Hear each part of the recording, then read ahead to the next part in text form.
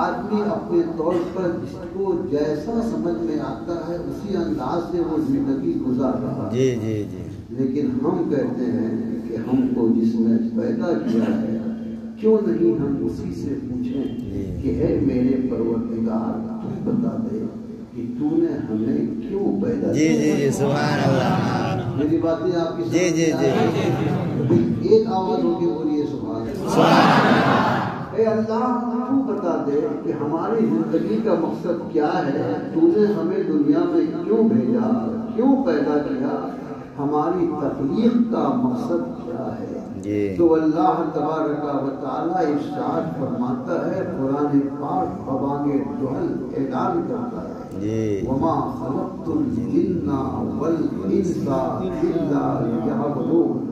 یعنی اے لوگوں سن لو کہ ہم نے انسان کو اور جنات کو صرف عبادت کے لیے پیدا کیا. سبحان اللہ.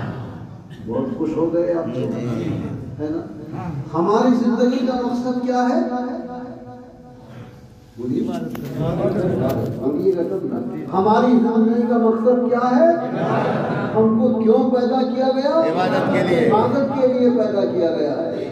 اب آپ خوش بھی ہو گئے, لیکن اب آپ مجھے یہ بتائیے کہ اگر آپ کی زندگی کا مقصد صرف عبادت ہے تو پھر کیا کریں گے آپ؟ عبادت کریں گے. صرف عبادت کریں گے, دکانداری نہیں کریں گے, بیوی بچوں کے ساتھ زندگی نہیں گزاریں گے, کھانا پینا نہیں کریں گے, ضروریات زندگی کو پورا نہیں کریں گے. اب کیا صبح سے لے کے شام تک اور شام سے لے کے صبح تک آپ مسجد ہی میں پڑے رہیں گے, نماز ہی نماز پڑھتے رہیں گے؟ اگر یہ مطلب اس کا ہو جائے تو پھر انسان کو اپنی زندگی گزارنا دشوار ہو جائے گا. اور اللہ تبارک و تعالیٰ دوسرے مقام پر ارشاد فرماتا ہے, لا یکلف اللہ نفسا الا وسعہا. اللہ تبارک و تعالیٰ کبھی بھی کسی بھی جاندار کو اس کی طاقت سے زیادہ تکلیف نہیں دیتا.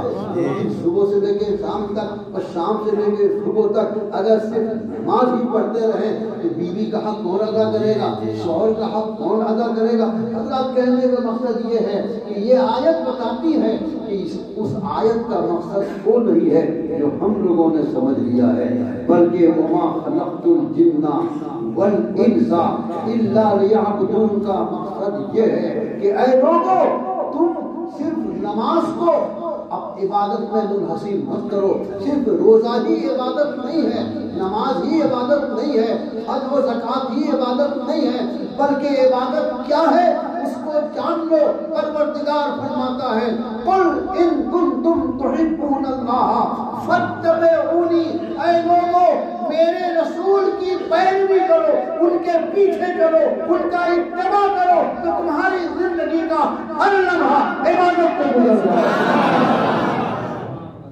کچھ سمجھ میں آیا؟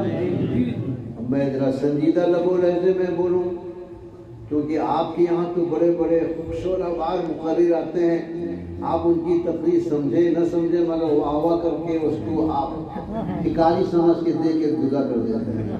لیکن میرا مقصد تو یہ نہیں ہے. میں تو یہ چاہتا ہوں کہ آپ کے ذہن و فکر میں باتیں اس طرح سے ذہن نشین کر دوں بٹھا دوں کہ آپ کی آئندہ زندگی چمکدار بن جائے.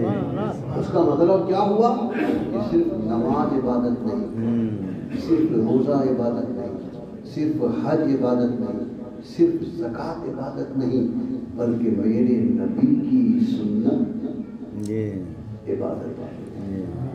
زور سے بولیے گا آپ. پھر سے میں بول رہا ہوں, اس بات کو آپ ذہن میں بٹھا لیجیے, سبق یاد کر لیجیے. صرف نماز عبادت نہیں, صرف روزہ عبادت نہیں, صرف زکوٰۃ عبادت نہیں, صرف حج عبادت نہیں, بلکہ میرے نبی کی سنت یہ عبادت ہے. تب نے سمجھ میں آئے گا, میرے نبی کی سنت سبحان اللہ. نماز بھی سنت ہے, روزہ بھی سنت ہے, حج بھی سنت ہے, زکوٰۃ بھی سنت ہے. جو لوگ کہتے ہیں کہ ہمیں رسول اللہ کی ضرورت نہیں, ہم بغیر رسول اللہ کے خدا تک پہنچ سکتے ہیں, چھوٹے ہیں, پاپی ہیں, مصطفیٰ جان رحمت کے بغیر ایک سیکنڈ بھی آپ زندگی دینی زندگی گزار نہیں سکتے، اس لیے کہ اللہ نے نماز بھی دیا ہے تو تمہارے پاک کے ذریعے سے نہیں، رسول پاک کے ذریعے سے۔ حضرات بہت وقت ہو جائے گا، پھر میرا موضوع جو ہے ادھر سے ادھر ہو جائے گا، حالانکہ میں پھر آ جاؤں گا اپنے موضوع پر، مگر میں آپ کو چیدہ چنی ہوئی باتیں پیش کرنا چاہتا ہوں۔ معلوم کیا ہوا کہ نبی کی سنت عبادت ہے، سے بولیے گا عبادت ہے۔ جب نبی کی سنت پر آپ عمل کریں گے تو ہر چیز میں میرے نبی کی ہدایت ہے۔ کھانا آپ کیسے کھائیں گے، نبی نے فرمایا۔ پانی آپ کیسے پیئیں گے، نبی نے فرمایا۔ جاگیں گے کیسے، نبی نے فرمایا۔ اٹھیں گے کیسے، نبی نے فرمایا۔ سوئیں گے کیسے، نبی نے فرمایا۔ یہاں تک کہ بیوی بچوں کے ساتھ زندگی کیسے گزارے میرے نبی کی ہدایت اس میں بھی موجود ہے۔ مزے کی بات تو یہ ہے کہ آپ جانتے ہیں کہ انسان کی زندگی میں اگر کھانا نہ ہو، دانا نہ ہو، وہ کھائے نہیں، پیے نہیں، تو کمزور ہو جائے، ناکامہ ہو جائے، گھٹ گھٹ کے مر بھی جائے۔ لیکن میرے سرکار نے فرمایا ہے جب بھی کھانا کھاؤ، کھانا کھانے سے پہلے بسم اللہ پڑھو۔ سبحان اللہ۔ آپ کو یہ مسئلہ معلوم ہے کہ اگر آپ بسم اللہ پڑھنا بھول جائیں تو کیا ہوگا؟ اگر کوئی بندہ کھانا کھاتا ہے اور بسم اللہ نہیں پڑھتا ہے جان بوجھ کر، تو اس کے ساتھ شیطان شریک ہو جاتا ہے۔ زیادہ بھی کھانا ہوگا وہ بھی کم پڑ جائے گا، لیکن اگر بسم اللہ پڑھ کے کھاؤ گے تو کم کھانا ہوگا، زیادہ لوگوں کے لیے کافی ہو جائے گا۔ بولتے رہیے سبحان اللہ۔ کہنا یہ ہے کہ کھانا کھاؤ گے پیٹ بھرے گا، کھانا کھاؤ گے شکم سیری ہوگی، کھانا کھاؤ گے توانائی آئے گی، کھانا کھاؤ گے طاقت ملے گی۔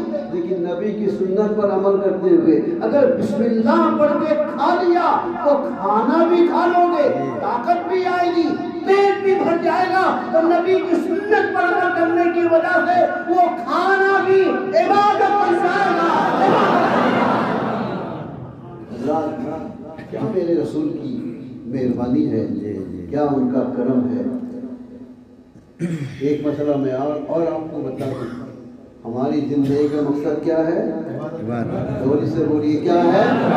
اور نبی کی سنت، یہ سبق یاد رکھیے، اپنے گھر والوں سے بھی جا کے بول دیجیے گا، بیویوں سے، بچوں سے بھی، کہ ہماری زندگی کا مقصد اور میرے نبی کی سنت۔ میرے سرکار نے فرمایا ہے کہ کھانا کھاؤ بسم اللہ پڑھ کے کھاؤ، فائدہ کیا ہوگا؟ شیطان اس کو شریک نہیں ہو پائے گا۔ لیکن ایک بات مجھے بتائیے کہ اگر آپ پھول سے کھانا شروع کر دیا آپ نے اور بسم اللہ نہیں پڑھی، اب کیا کریں گے آپ؟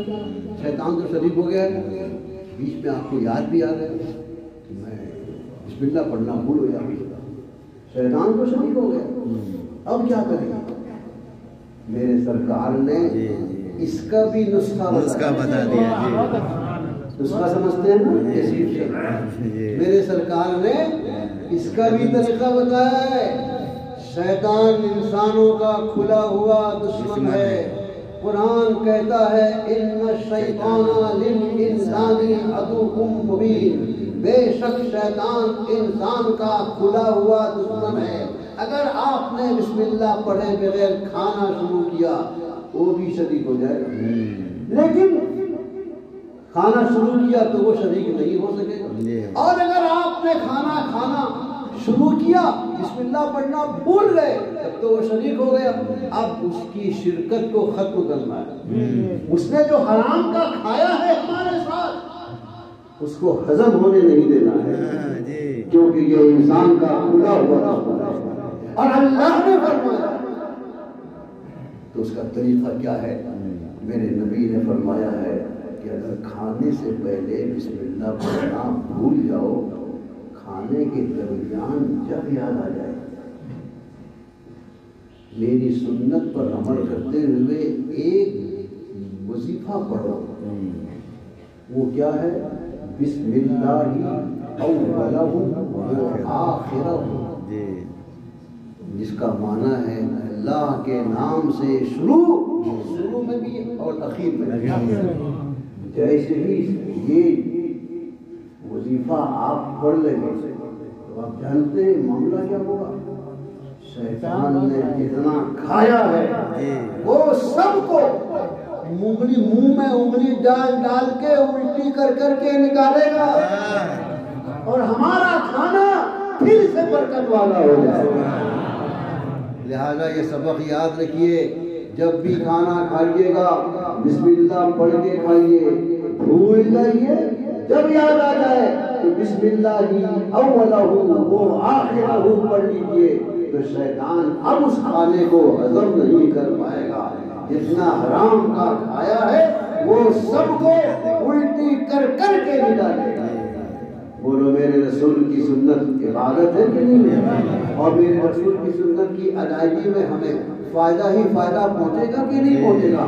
دنیا میں بھی ہم کو فائدہ پہنچے گا اور آخرت میں بھی ہمیں فائدہ پہنچے گا۔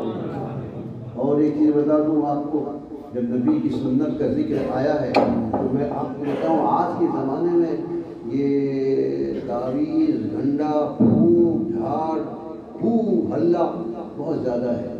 ہر طرف دیکھیے تعویذ گھنڈے کا بازار گرم ہے، اور اس میں کیا ہوتا ہے؟ لوگ لوٹ بھی لیتے ہیں، بہت سے لوگ ہیں جو لوٹتے ہیں۔ آپ جائیے گا بولے آپ پر 7 جن سوار ہیں، اور ایسے بھی کچھ ناعاقبت اندیش ہیں جو کہتے ہیں کہ تمہارے اوپر جادو چلایا گیا، اور جادو کون چلایا ہے؟ تمہاری بہن نے چلایا۔ معاذ اللہ۔ حضرات میں آپ کو ایک مسئلہ بتا دوں، میرا فرض ہے میں آپ کو بتاؤں، کہ مسلمان کے اوپر بغیر ثبوت شرعی کے، بغیر ثبوت شرعی سمجھتے ہیں، شریعت کا فرمان کے بغیر الزام لگانا حرام ہے، حرام ہے، حرام ہے، اور ایسا حرام ہے کہ وہ بخشا نہیں جائے گا۔ جو بندہ کسی مومن کے اوپر الزام لگا دے کہ اس نے ایسا کیا اور اس نے ایسا کیا نہیں ہے تو وہ بندہ بخشا نہیں جائے گا۔